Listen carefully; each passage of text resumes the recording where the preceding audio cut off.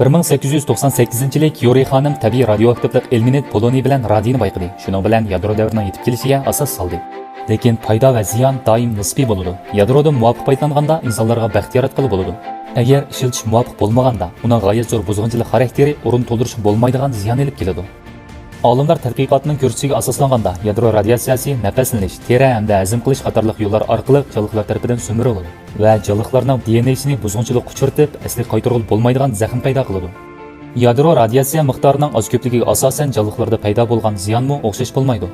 Agar uzun mazgil 10 ming milliradiy radiatsiya muhit ostida yotsa, rakka giribtor bo'lish nisbati necha hassa, hatto necha yuz hassa o'rlaydi.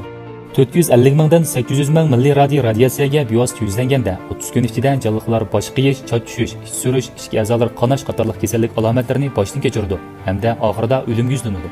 Ikkinchi qitimliq dunyo urushining keyingi mezgilida yadro quroli bu dunyoga ikki dona o'chirgili bo'lmaydigan tartib qo'yib qo'ydi. O'xshashlar bir qism kishilarning qalbida tegiga yetkili bo'lmaydigan qo'rqinchli tush qoldirib qo'ydi. Bugungi tinchlik davrida garchi yadro biz insonlarga baxt yaratib kelayotgan bo'lsa-mu, lekin ko'p qism kishilarning bilishida yadro yanada xatarning simvoli. 1986-yilda yuz bergan Chernobil yadro voqeasi butun dunyodagi kishilarni yadro o'zgarishiga texnik qiziqtirdi. 20-asrning o'rta oxirgi mezgillarida Sovet ittifoqi bilan Amerika o'rtasidagi raqobat kunsir keskinlashdi. Yadro elektr stansiyalari yomg'irdan keyingi bambukdek ikki davlat tuprog'ida paydo bo'lishga boshladi. Garchi yadro elektr stansiya qurilganining dastlabida xatarni imkon qadar eng kichik holatga tushirgan bo'lsa-mu, lekin yanada xatar hosil bo'lishdan saqlanolmadi. 1986-yili 4-oyning 26-kuni saharda Chernobil elektr stansiyasining 4-nomerlik reaktorida hozirga qadar eng og'ir bo'lgan yadro elektr stansiya portlash voqeasi yuz berdi. Bir qator portlash zo'r miqdordagi yuqori energiyalik radiatsiya moddasi qo'yib berdi hamda atmosfera qatlamini qopildi. Olimlarning hisoblashiga asoslanganda bu qitimliq voqeaning markaziy rayonda paydo bo'lgan radiatsiya miqdori Hiroshima atom bombasi portlashining 400 dan yuqori ekan. Voqea yuz bergandan keyin mutaxassislar naq maydon atrofidagi kanatda jonliq bo'lish miqdori necha yuz keladigan yadro radiatsiyasini o'lchab chiqqan. Hamda radiatsiya qimmati uzluksiz o'rlagan, lekin bu yanada mutaxassislarning ahamiyat berishiga erishalmagan. Mutaxassislar radiatsiya o'lchash mashinasida kashil paydo bo'lganiga ishonishni xohlaganki, lekin amaliyotga ishonishni xohlamagan.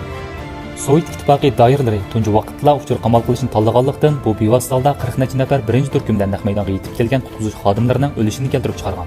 Atrofdagi aholilarning bilmaydigini faqat 10 necha soatda ularning badanidagi DNA yadro radiatsiyasi tarafidan og'ir buzg'unchilik uchirgan. Voqea yuz bergandan keyingi 36 soatda Sovet ittifoqi doiralari ondan jiddiy ishlar komiteti qurib chiqqan. Hamda undan keyingi bir hafta ichida tikuchar orqali reaktorga 5000 tonna borak to'kish orqali ondan zanjirsimon reaksiyani to'xtatgan. Statistika asoslanganda sobiq Sovet ittifoqi mashg'ulot sevarlik tufaylidan Chernobil yadro voqeasi keltirib chiqargan iqtisodiy ziyon necha yuz milliard Amerika dollariga yetgan. Voqea yuz bergandan keyin 3 oy ichida 47 odam o'lgan. Undan keyingi 15 yil ichida bo'lsa 60 mingdan 80 minggacha odam radiatsiya kasal sababidan hayotidan ayrilgan. Qolgan radiatsiya ta'siriga uchirgan, lekin olamdan o'tmagan 130 ming odamning hammasi keyingi umrda radiatsiya kasalining azobini yetkish tortgan.